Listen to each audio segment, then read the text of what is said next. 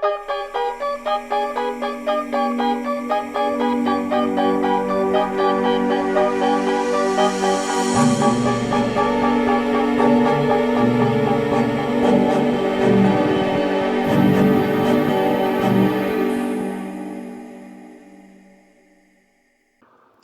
guys, and welcome back to Dark Matter Podcast. I'm Dominique. And I'm Avalon. And today we're going to be talking about a case that's been in the news recently, and that is the case of Vanessa Guillen.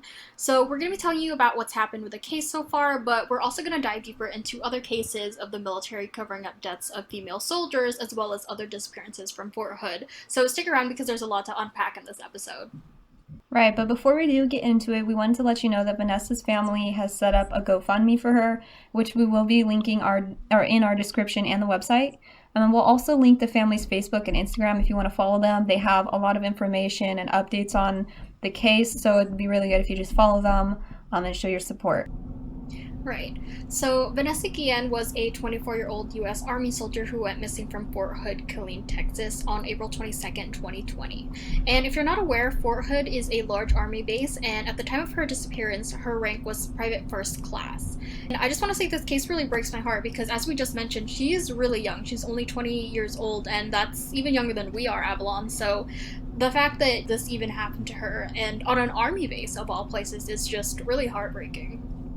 Yeah, seriously, it makes me so sad that she was, like you said, she was so young. Like, she was only 20 years old. Like, are you kidding me? Like, she had so much potential. And it really is a heartbreaking case. Yeah. So just to be clear, though, this case is unfolding and new information is coming out every day. So just keep that in mind. We did present this with as many details as we could find and as well as what the current situation is. But again, that could change in the coming days. So Vanessa was born in Houston, Texas on September 30, 1999 to parents Rogelio and Gloria Guillen. She also has two sisters, Lupe and Myra, and she is of Mexican descent. So according to her family, Vanessa was really active and she loved to jog. She also used to play soccer in high school, which was Chavez High School, where she graduated in the top 15% of her class, so she was obviously a really smart girl. And in a news interview, her sister said that Vanessa had wanted to join the Army since she was a little girl because she wanted to have better opportunities for herself and for her parents, which a lot of people who live in the United States actually do that as well. Yeah, and that part seriously broke my heart so much, just knowing that, you know, she had been wanting to join the Army and, like, this was, like, a dream of hers and she wanted to provide, you know, her family and herself with a better life. Because, like you said, that's a very common thing that, you know, people want to join the Army to just have a better life for them. There's a lot of benefits that come with it. And it's just so disappointing and so tragic that, you know, she had these plans for herself. She had these hopes and dreams. And, you know, she was giving up her life really to go into the Army. Like, yeah, it's a job, but it's a really hard job. You have to be really dedicated to do that. And it's just so sad that, like, the way she was rewarded with it was not with a career, was not with all these things that she wanted. She was killed, you know? So it's so tragic. Yeah, absolutely. All right, so in June of 2018, Vanessa joined the United States Army as a small arms and artillery repairer in the 3rd Cavalry Regiment, which is stationed in Fort Hood, as we mentioned. So before her disappearance, she actually had told her mother that she felt unsafe there, and she also told her mother that she was being stalked and harassed by one of her sergeants, which of course made her very uncomfortable. Vanessa said that the sergeant would stare at her and even follow her while she went jogging. So again, very weird, very uncomfortable, and she made a point of saying that. And as a result of this stalking, she obviously became very stressed out to the point where she had trouble sleeping. She even referred to the base as evil. So she obviously was, like, not in a good place with her job, with her coworkers. You know, like, it was like kind of building up. And just like a side note, it always makes me so angry when I hear cases like this because it's not like she stayed silent for the entire time and, like, never told anybody about it and just, like, kept it to herself. Like, she went out of her way to let her mom know what was going on. She probably let her other family members know as well. And I'm assuming if she told her mom, she probably told at least other female people on the base, if not other men as well. Right, yeah. And it just, like, it makes me so mad that, like, she actually spoke up about it. Like, she said something about it, even if she didn't go to the press or anything. Like, she spoke up about it in the way that she could. She went to as many people as she could, and still nothing was done. And she still was put in danger and was, you know, ultimately like we already mentioned, she ended up getting killed, and it's just so disappointing that she did everything right and it still didn't work out for her. Right, and unfortunately, that is not uncommon in the military. There are female soldiers, but again, I feel like there's definitely a difference in the way that they are treated compared to the male soldiers. Yeah, absolutely. And I think that what's so like makes me so mad about it is that I think women are often like scared to file a complaint or to report or anything because they know they're either going to get demoted or harassed even further, or literally they'll end up dead. They'll get killed. So like they're pretty much just like they don't speak out of fear. Right. But even in, like I said, in Vanessa's case, like she tried to speak out, it's just really, really frustrating. Right, like she didn't keep quiet. She definitely tried to reach out and tell somebody, even if it's just her friends or her family. Right. So Vanessa's mom had wanted to make a formal complaint, but of course Vanessa said that she could handle it herself, again because she was probably, worried that something like worse was going to happen if she did speak out. She probably was even told that, so of course she told her mom, like, I can handle it myself. Yeah. And according to a CNN news article, CID Senior Special Agent Damon Phelps said in a news conference that investigators were looking into the claims that Vanessa had been sexually assaulted, but there was no credible information. And we'll get more into this later. Just saying, that's really annoying, but we will get into this more later. Yeah, absolutely. So, Vanessa went missing on April 22nd around 1 p.m. in the parking lot of the Regimental Engineer Squadron headquarters at the base of Fort Hood. She was last seen wearing a black shirt and purple yoga pants, and the Army Criminal Investigation Command, also known as the CID, wasn't notified of her disappearance until the very next day on the 23rd. And a witness said that Vanessa had left the arms room where she was working to visit another arms room to talk to a specialist named Aaron Robinson, and she was supposed to confirm serial numbers for weapons and equipment, but the witness said she had left the room without her ID, bank card, or car keys. So, authorities were able to determine through phone records that Vanessa's last text was to Robinson and that he had been the last person to see her. And when he was asked about this, Robinson claimed that the day he had texted Vanessa was to tell her that he was in the arms room and that he gave her the paperwork, read off the serial numbers for the equipment, and then she left. She was then supposed to go to the motor pool, but witnesses there said that she never showed up.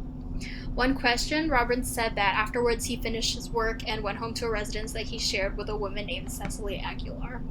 And from some sources I found, they referred to her as his strange wife, while others say that she was just his girlfriend. But either way, it does seem that they were definitely romantically involved. So, a review of Robinson's phone records showed that he had called Cecily multiple times the night that Vanessa had disappeared, and that those calls went on as late as 3 a.m. And when interviewed on June 19th, Cecily told him that she and Robinson had been together all night, and that those repeated phone calls were because she couldn't find her phone. But investigators say that that doesn't line up at all with what the logs show, because the length of all of the calls lasted over a minute. Right, and later on she changed her story and said that they had left the house and drove to a park to, quote, look at the stars. Which was a dumb excuse. Right? I know. I saw that. I was like, girl, are you kidding me? That's the excuse you're going to use? Like, it's 2020. I'm sorry. Nobody does that. Like, God. And I did think that was very odd. But through the GPS on Robinson's and Cecily's phone, authorities were able to track their location to an area along the Leon River, which is about 30 miles from Fort Hood, and it stayed there for 2 hours. It also showed them near a river on April 23rd and 26th. And the Army CID, Texas Rangers, and Bell County Sheriffs all searched in the area where Robinson's phone pinged on June 21st. They found a burn pit that had disturbed ground, as well as the remains of what looked like a plastic tote or box, but they did not find anything else. And on June 30th, the Army CID were informed by contractors working near Leon River that they had discovered what appeared to be human remains. And when they searched the area, they found remains that had been placed in concrete and buried.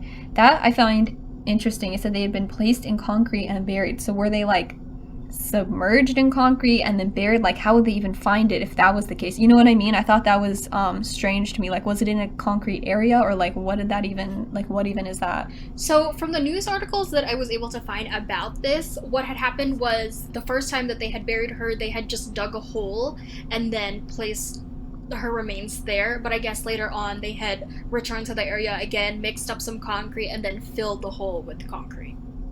I mean, I'm just happy they found it. You know what I mean? Because they found her Right. body, because like they could have easily covered it up to where like nobody ever Oh would yeah, have found it. So absolutely. I'm just happy that these people were such idiots that they got caught, you know? Right. It didn't seem to be well planned at all, Yeah. and I guess that is a very good thing for us because again, her body was able to be found, and that brings closure to her family. Right. And so Cicely was interviewed again on June 30th, and she confessed that on April 22nd, Robinson had told her that he hit a female soldier on the head several times with a hammer in the armory. He then put her body in a box and brought it to the Leon River. And Cicely went on to admit that he picked her up from the gas station where she was working and brought her to Leon River, where they dismembered her body, tried to burn it before burying the remains in 3 separate holes. They then returned later on with concrete to fill those holes. And on July 1st, investigators tried to confront Robinson in Killeen, but he pulled out a gun and shot himself in the head, killing himself. And Cicely Aguilar has been arrested and charged with 1 count of conspiracy to tamper with evidence, and she could end up facing up to 20 years in federal prison. And right now she is in custody awaiting trial. So at least she's going to be tried, but I can't believe Robinson just took the coward way out and, and he killed himself. So they really can't even get closure in that aspect. I agree. It is a shame that he killed himself because any answers that he could have provided with what happened died with him. So it's only Cicely's account that I guess we can judge this. And it is interesting to note, though, that the family does believe that the military had been covering up details of Vanessa's disappearance and now murder because, I don't know if we mentioned this, but she'd been missing for 2 months before the army had really done anything to look for her, and it was only because the family had spoken up so much about it that it was getting a lot of media attention. Yeah, and that is not uncommon in the military, unfortunately. Like, I think a lot of, even just like corporations and like different, organizations will want to cover things up because they don't want bad press. But in the military, it is very common to cover up these kind of things and just kind of explain it away and just kind of try to keep the press out of it as much as they can. So Absolutely. We'll get into that more as well. Yeah. So something that kind of ties into Vanessa's case but is also separate. One of the things that I feel about this case is that the more you look into the details, the crazier it gets because, like I said, this is totally separate but from Vanessa's case, but before her remains were actually discovered, investigators actually found the body of another missing soldier from Fort Hood. So on June 19th, about 26 miles from the site where Vanessa's body was found, investigators found the body of Private Second First Class Gregory Weddle Morales. And Gregory actually went missing last year while driving in Killeen and was scheduled to be discharged just within days of his disappearance. As of now, the military does suspect foul play in Gregory's death, but they haven't found any evidence that the 2 cases are connected. And the Army has announced a $25,000 reward for any info relevant to his case. And it doesn't stop there. The more I looked, the more I found about Fort Hood. And according to militaryjusticeforall.com, in the past 4 years, there have been 133 stateside deaths at Fort Hood. And of those deaths, there was 1 homicide on post, which was Vanessa Guillen, 13 homicides off post, with 7 of those unsolved, 20 deaths ruled suicide, 33 deaths found on post, and 15 found dead off post. And if you think about that, that is really insane. Like, the fact that there are soldiers found dead on post and that's it, like, do they not do any investigation? Like, why are soldiers being found dead at Fort Hood? Yeah, I think like when I first heard about this, the first thing that came to my mind was like they need to go into that place and like scrub it clean. Like they need to find, or not scrub it clean, like they could probably lose evidence, but I mean like go in and like do a deep clean in the sense of like talk to everyone they can, find, like look at everything they can, because like this is ridiculous. Like there was at least 1 homicide on post and then 13 off post, and 7 of those are like just are not solved at all. And then there's 20 suicides. I mean, like, of course, like I'm sure many, if not all of those were actual suicides. Unfortunately, I know suicide is like more common than we like to think. Yeah. But I find it kind of odd that like so many suicides happened in this one place. Like either there's a problem with the way they treat their soldiers there, or maybe some of those were not suicide, is the first thing that came to my mind. It just seems very odd to me, and I think they need to look for patterns, like you're saying, they couldn't see if there was like any connection between Vanessa and the other person that they were for sure like, or they knew for sure was killed. Right. But I think like they need to start looking for those patterns, seeing like if some of the victims have things in common, if they look similar or anything like that. They need to look more into Robinson and see like what he was doing before he killed himself, because I find it hard to believe that he had nothing to do with any of the other people. You know what I mean? Like if he was able to kill someone and chop them up and bury them like that, like I don't know, it kind of seems to me that maybe he was involved with other people, or other people were involved, and they're kind of covering for each other. So I just think they really need to like look into this, because especially like the way they've just dismissed Vanessa's case and just kind of like just covered it up and pretended like it wasn't a big deal or it wasn't even happening. It just tells me in my gut that like maybe not all those suicides were suicides, and even the ones that were already not ruled suicides, something weird's going on. Like they definitely need to like look into this place. Like I don't even know. Yeah, I definitely agree with you. And Vanessa's family has actually called for people to stop enlisting until there's a thorough investigation into Vanessa's death, and as well as all the missing soldiers from Fort Hood. And I absolutely understand, because why should these people sign up to risk their lives if the military, the people who are supposed to be protecting them, does not take care of that? Like I said, it's very true. Like we said, we don't know if Robinson was involved with any of the other deaths, but the fact that there were so many deaths in the first place is definitely suspicious. And, unfortunately, the covering up of deaths in the military is something that does happen, even if, we might not like to admit it. Yeah, for sure. And I think that's a very good point, that like when you sign up for for the army in general, like you're always risking your life. Or for the military, you're always risking your life, because, you don't know if you're going to be deployed. You don't know what's going to happen. Like it's always a risk. It's always scary. There's a lot you're giving up. But you should never have to worry about being killed by your coworkers. You know what I mean? I mean, I know it's not like technically seen as that, but like you should never have to worry about being killed on your own base. You know what I mean? Like that's just so crazy that like all these people are dying, not even from war, not from being deployed. Exactly. They're dying from like in their own place of work in the US, like on US soil. Like it's just so crazy to me. Like that is so unacceptable. Exactly, that should not be happening. If they're ever in any danger, I would expect it would be, during combat or on a mission. But the fact that, just the base at where they're staying is where they've come to harm is pretty ridiculous. Yeah, it's very disappointing. But next we wanted to go into kind of the broader issue of military covering up deaths of female soldiers. So not just Fort Hood, but just in general, this issue that we've kind of been alluding to already. So her family, or Vanessa's family, has done everything to try to bring attention to Vanessa's case. And it's interesting to note that an investigation into her disappearance did not happen until 2 months after, which also like coincides with when it started getting widespread media attention. Mm-hmm. So kind of like you mentioned earlier, they potentially might have never looked into this, or never really reviewed it if they didn't get pressure, if they didn't get people talking about it, which just brings back how important it is to talk about these things, to spread awareness, to, repost, to sign petitions, to do whatever you need, because a lot of times these organizations, the military or whatever it might be, they will not act if they're not pushed. And so we have to push them, Exactly. And that's another thing that doesn't make sense to me, is the fact that one of your soldiers is missing from base. Like, why do you not care at all? Why was there no investigation until there were eyes on you, basically, for you to do something about it?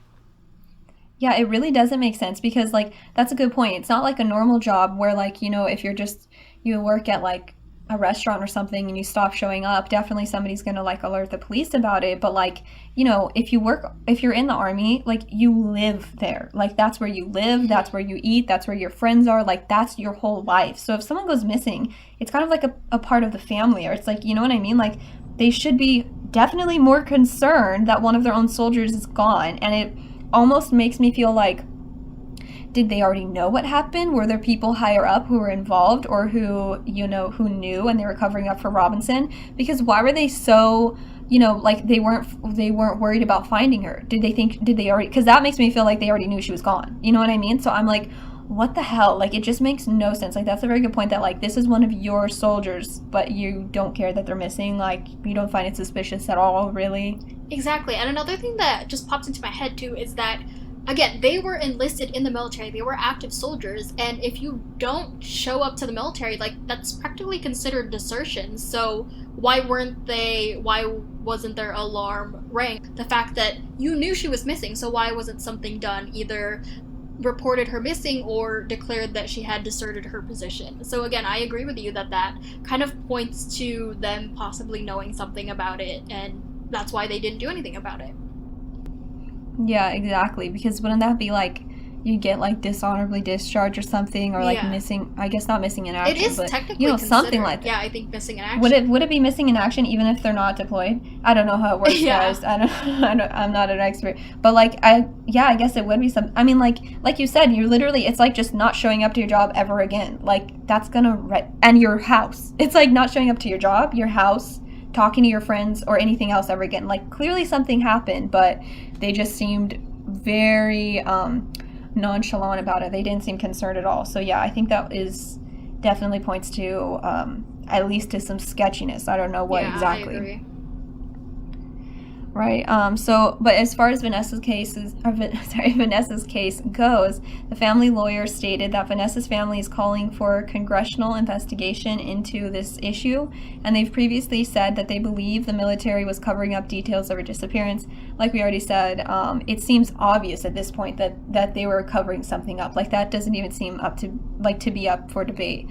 And as far as sexism and sexual harassment goes, in the military in general, it's definitely an issue, like sexual harassment towards females, and it's unfortunately very common. And her family even started a hashtag that is called hashtag I am Vanessa Guillen, and women are using it to share their experiences with sexual harassment in the military. So it's basically like the Me Too movement for the military, like specifically for the military, which is really, really sad. Like it kind of, I hate to say this, but it's almost like, I don't want to say it makes sense, but I guess it's almost like predictable because of the environment they're in, and it's like mostly men, and there's like a very, very clearly defined hierarchy, not like normal jobs where it's like yeah, you have your boss and your superiors and everything, but like in the military, it's I feel like a big part of it is like you're standing, and it's very clearly defined who's in charge and who's lower. And so I feel like just the environment, and again being mostly men, it gives way to these things, and I'm not surprised, but I am very disappointed. But I mean, at least people are coming forward with that hashtag. I think that's a good part of it. Right. And I mean, this just baffles me because again, these women are basically signing up to fight for their country, to defend their country, just the same as their other male soldiers. So the fact that they're being treated differently and being sexually harassed is absolutely disgusting to me. And I don't know, I really hope that this will change, and I'm glad that people are beginning to take notice of this, because again, I think that things like this do tend to be hushed up, and it's an uncomfortable topic, but that's the whole point of why we should talk about it, because it is uncomfortable, because it's wrong, and there should be something done to change it.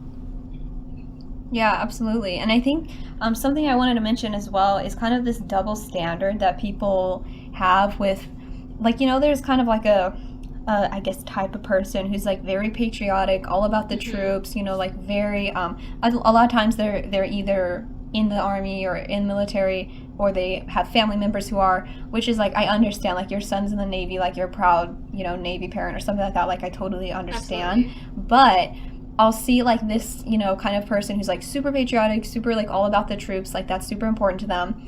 But then at the same time, it seems that those are the people who stay silent when female soldiers, are being raped and killed, and they just kind of turn a blind eye to the abuse, torment, literal murder that they're enduring. And, because I think that sometimes people who are super patriotic tend to also be people who have some, old-fashioned views, which kind of makes way to, misogyny, right? And like not really treating women the way they should be. And I'm not making generalizations. I'm not trying to say that, all conservatives or all this or that are sexist or whatever. But I'm saying some people, who are super patriotic tend to also have these very traditional gender roles and not really believe. It's like this thing I've seen, like people don't like believe in sexual assault. Like they don't think it happens. They just think like anytime they hear about it, it's like, oh, that probably didn't happen. Like I really don't understand that. It's like, okay, well, you clearly have had a very privileged life to think that it doesn't exist. Like, if you know nobody who's gone through that or they haven't told you and you've never gone through it and you're able to just think it doesn't exist, like, wow, great for you that your life has been so easy, but that's just not reality, So I think the point I want to make is that if you care about troops, if you're patriotic, if, the army or military in general is, something that you're very passionate about, that's awesome, but you should care about this too, because these are your soldiers. You can't say that you stand for soldiers and stand for the troops, but not all of them. Not the women of color, not the women in general, or not the people of color in the army. You need to stand for these people, because if, like I said, if you care about the troops, you should care about all of them, not just, the ones that you're related to or anything. Yeah, absolutely. And another thing that this brought up is the fact that some people are afraid to criticize this because they think it makes the military look bad, but the thing is, that's because it is a bad thing. And if you are, for the military and you support our troops, then you should want all the bad stuff to happen, to be exposed. That way we can fix the system and we can make sure that our soldiers stay safe, because again, they should not be dying in these circumstances when they should be safe. Yeah, I really don't understand that when people say like, oh, like, I don't want to, like, make them look bad. It's like, what are you trying to say? Because that's like when people are like, oh, I'm so patriotic, and then they just, like, turn a blind eye to all the bad things that happen in America. It's like, if you're really patriotic, you should want to make this place better. You should want to be the best country you possibly can. You can't just say we're the best country, or we're the best this or that, and leave it at that. Don't you want to be better? Don't you want to be the best we possibly can? So how can you say, oh, well, I don't want to make them look bad, I don't want to, like, talk bad about them. It's like, what do you mean? Like, don't you want them to improve? Like, that's like acknowledging that something bad is happening and saying, well, basically it's saying I don't care. That's really what you're saying. Yeah, exactly. Yeah, so it's like, we need to start caring about this. Like, we shouldn't even have to say that. I'm sure if you're listening to this podcast, like, I've said this before on the podcast, like, we're probably preaching to the choir. Like, I'm sure the people who listen already care about these things, but I think this is, a good thing to bring up in conversation, that, you really need to start caring about this, because, if not, women like Vanessa are just going to keep getting killed. Exactly. And like we mentioned before, sexual assault and deaths in the military, like, being covered up, unfortunately, it's, it has happened, and maybe we don't want to acknowledge it, but I think we do have to. I think there's been enough evidence to support this, and we can't continue to turn a blind eye to it. So speaking of another famous case of a suspicious death of a female soldier in the military, there was actually that of Lavina Johnson, and you guys have probably heard about this case before, because it was very obvious that something suspicious was going on in her death. So I think that more people do need to hear about this, because, she definitely still needs justice. And Avalon, have you actually heard about this story? I've heard the name. It's one of those things that, like, I've definitely heard the name circulated, but I don't think I've heard the actual story. Right. So we won't go too deep into her case, or this episode will be 1,000 years long, but we definitely recommend listening to Crime Junkie podcast episode about that, because they cover her story and they do a great job of sharing all the details and background with her family and about that. So we'll definitely link that on our website, because this does tie into Vanessa's case as well. But basically, Lavina Johnson was a private first class in the U.S. Army, and she was found dead in her tent on July 19th, 2005. The Army initially told her family that she had died by suicide. However, when they sent her body home and they had a funeral, her father saw that her body, and he became really suspicious about the claim, and he decided to investigate. And at first, the Army actually refused to release any information, but they did eventually under the Freedom of Information Act. And this to me is already very suspicious, because if she really did commit suicide, then there'd be nothing to find, and I would imagine that they would want to share that information. Yeah, and I think that's so, like, crazy to me that, like, because I thought you were, like, what I was expecting to say right now is, like, oh, well, when they came back, or when her body came back, they got an autopsy done. but that it wasn't even an autopsy. You said that her father just looked at her body with a naked eye. Like, I'm assuming her dad didn't happen to be a doctor. You know what I mean? Right, Like, he yeah. was just able to look at her and be like, yeah, that doesn't look like a suicide. Like, that just shocks me that, like, just from looking at her as like a normal person, not even a doctor, not somebody who does Hmm. autopsies, they were automatically able to be like, something's weird about this. Like, you would think that at least it would be, like they would only be able to find out from autopsy. Like, they were able to find out by looking at her. Like, that is so suspicious to me that, like, obviously something was going on. Right, and what makes it even more suspicious is the fact that the army had actually recommended that they have a closed casket funeral because her body was, not in the proper shape for viewing, but her family wanted to have an open casket, and that's actually the first time they had seen her, and when her father became suspicious because, again, he, just looking at her, he was able to tell something was wrong, and the fact that they had advised for a closed casket funeral is very suspicious to me. But anyway, the autopsy report and photos reveal that Lavina had had a broken nose, black eye, loose teeth, burns from a corrosive chemical on her genitals, as well as a gunshot wound that seemed inconsistent with suicide. And there were also bloody footprints found outside her tent. So, I don't know about you, but to me, right away, just listening to this autopsy report, yeah, I would agree that this does not seem like a suicide at all. Yeah, I seriously do not get cases like this because I remember reading that and just being like they corrosive chemicals on her genitals. That is so horrible, and it's just like, oh, it just doesn't make any sense to me when organizations or the military or whoever it might be try to cover up, like they try to say it was a suicide when there's like such obvious evidence to the contrary. Because I mean, like, when people commit suicide, they don't break their nose, give themselves a black eye, like punch themselves so hard that they lose their teeth, and then put Exactly. corrosive chemicals on their body, on their genitals. Um, that doesn't happen. And then there was bloody footprints outside her tent. Did she do that too? It's like, come on. Like, it's just so ridiculous to me when they try to like play things off as a suicide. That's just like their easiest option. It's like, did you really think no one was going to look into this? Did you really think you could just tell a family, oh, just have a closed like casket funeral, and tell her parents that, and they were just going to be like, okay, yeah, we'll take your word for it? What the hell? It's like, well, like, you guys aren't even trying. It's so upsetting. Exactly. And I mean, I guess it is a very good thing that they did decide to have an open casket funeral because if they didn't, like, who knows if they would have seen the shape of her body. And, many people have speculated that the chemical burns that were on her genitals were the result of someone trying to destroy any DNA evidence of a rape. Because I guess she had also reported that she was being sexually harassed, but again, nothing ever came of that. And this, of course, has led many people, myself included, to believe that the Department of Defense actually covered up the actual circumstances of her death. Because if you commit suicide, you do not need to do all these things to yourself. She did not pour chemicals all over her genitals and then shoot herself in the head. Like, that makes absolutely no sense to me. No one commits suicide in that fashion. And again, those bloody footprints, there was definitely evidence, and the fact that they are just like, nope, it was a suicide, that's it. It's really, really. Yeah, it's very frustrating because it's like, do you think we're stupid? Did you think you could? I mean, honestly, what that tells me is that they know they have so much power that it doesn't even matter if they do a sloppy job and they don't cover it Mm-hmm. up very well, they're going to get away with it anyways. And unfortunately, that's been shown to be true. So I guess they're kind of right when if they think that, well, we don't really have to do a good job of covering it up. We're not going to get in trouble anyways. That's true, unfortunately. So that's why we need to do something about this to make sure that that's not true anymore and that they are held accountable because this is ridiculous. She was killed in such an awful way, and so was Vanessa. And it's so upsetting that justice is not being, there's no justice for these women. Exactly. And like we said, this is definitely a problem in our military. It's, these cases highlight that fact. And to keep ignoring that, I think would definitely be a shame. Like we said, all these soldiers deserve justice. They deserve to be treated right, and I believe that's something in our military that definitely needs to be fixed.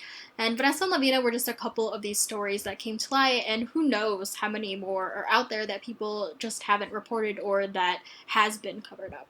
So again, that's just something to think about. So that's the end of our episode. We'll be back on Monday with a brand new episode. And to stay up to date, make sure to follow us on our Instagram or Facebook, Dark Matter Pod, or our Twitter at Dark Matter Pod. And as always, we'll link any of our sources on the website as well as the GoFundMe page for Vanessa. And our website is darkmatterpod.com.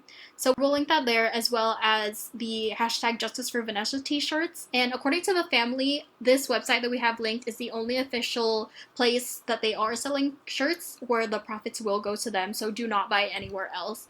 But we'll leave any important links too, as well as any petitions, or you can go follow their Facebook page and Instagram too if you want to stay up to date.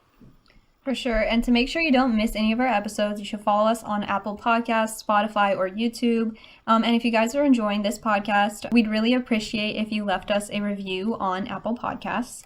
Also, it's more important now than ever to wear a mask, guys. We just wanted to remind you, and stay home if you can, as much as you can. So if you have any friends who are bored and you're just, bored in the house, tell them to check us out.